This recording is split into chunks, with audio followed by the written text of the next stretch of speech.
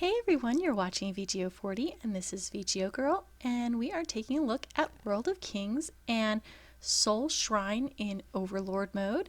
Now, if you know the mechanics for Soul Temple in Adventure mode, this is the exact same thing. I didn't see anything different as far as the mechanics went, but many people haven't really actually done the mechanics correctly in a long time, so if you haven't, then go ahead and take a look at this. Otherwise, if you know the mechanics really well, there's some new kind of ideas in here, but otherwise you could probably skip this.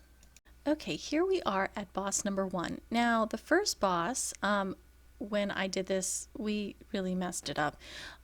But I want to show it to you anyway because it shows you all the mechanics. So here we have these dolls, and I was trying to keep the boss near the door and bring the dolls to the back of the room.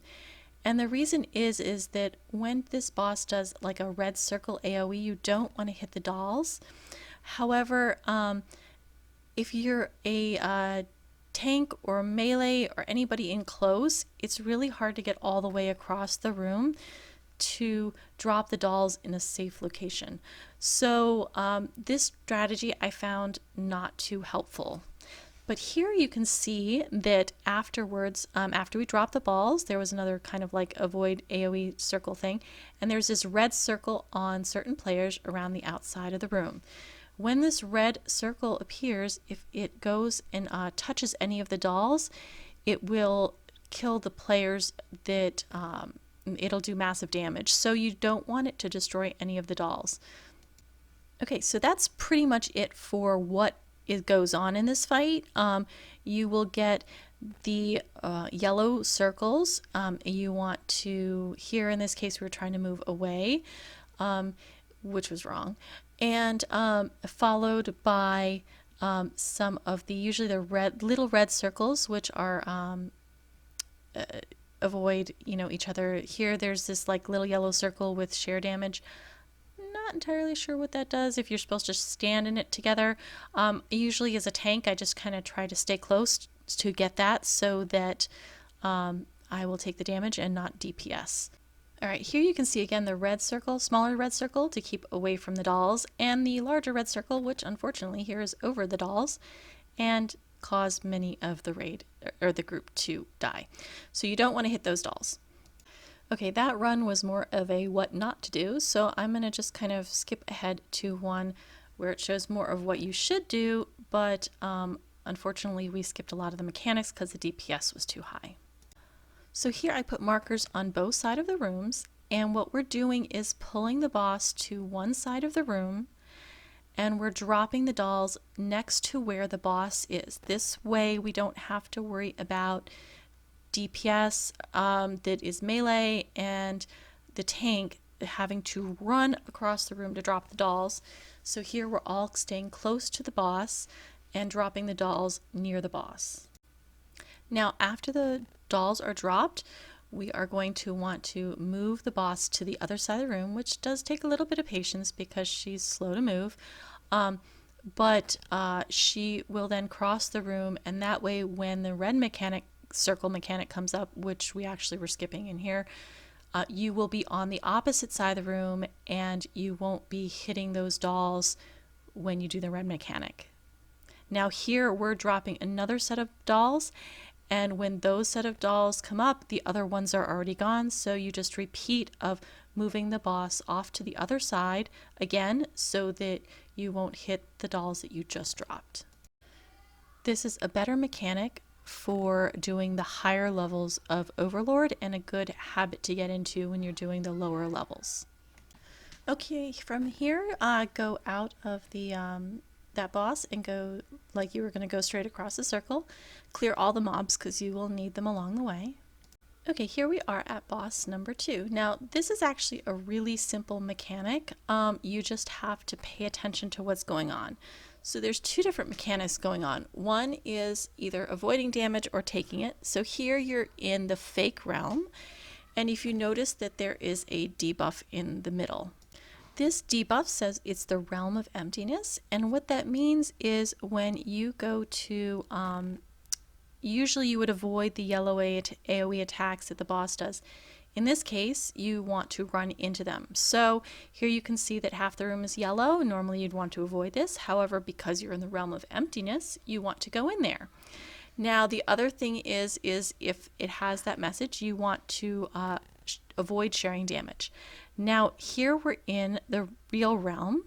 In the real realm, you want to avoid the AoE. So here we stayed out of that yellow area.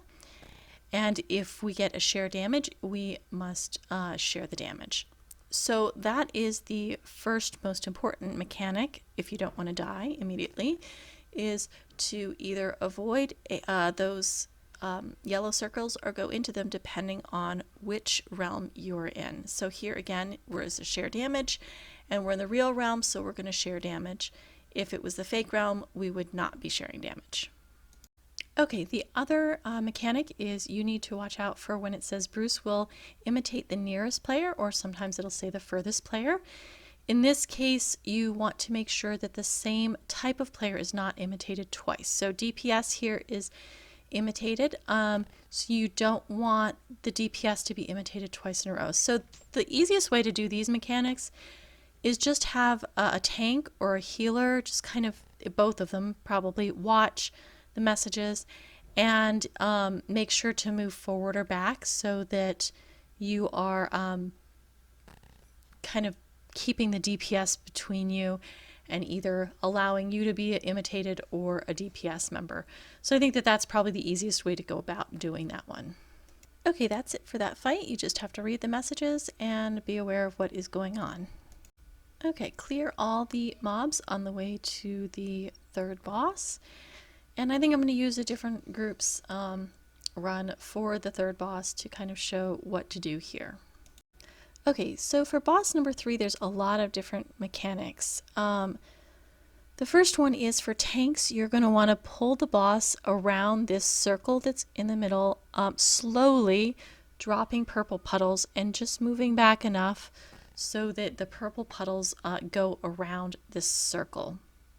You do not want the puddles at the edge because then you can't get past them to drag the added boss through them, and you don't want to be too close to the middle so that the DPS can't kill the adds that spawn there. So kind of around where this edge is perfect. Okay, another mechanic is to be tainted with the shadow domain now, and what that means is you go into one of the purple puddles for just a second until you get the buff on your screen, so that will block the AoE attack that the boss does. Okay, up next is an attack with these green circles. You want to spread out and there'll be a cone of damage in front of the boss, so just move out of the way of those area of effects. And just keep, again, pulling the boss around the circle. If you spread out too much, you'll end up with too many purple circles. Now here is the other mechanic I skipped at the beginning. You'll have either yellow text or gray text above your head and 2 share damage. Make sure that gray text goes with gray text and yellow text goes with yellow text to share the damage. And that works. Now, up next is these Shadow Sisters are transferring energy. Those 2 Shadow Sisters in the middle, you're going to want to take out, and those 2 appear randomly throughout. And now here you'll see in the background there is another sister that is being pulled by a red kind of tether to the other player, and you want to drag that other sister through the purple puddles, and you need 8 purple puddles. If you don't get 8, then you will all die, and if you do get 8, all the purple puddles will disappear. So just make sure to drag her through those purple puddles.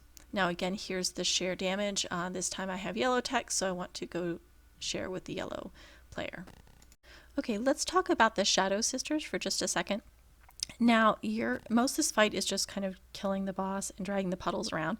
The Shadow Sisters here, again, are in the back, and you want to make sure to interrupt them and take them down as quickly as possible.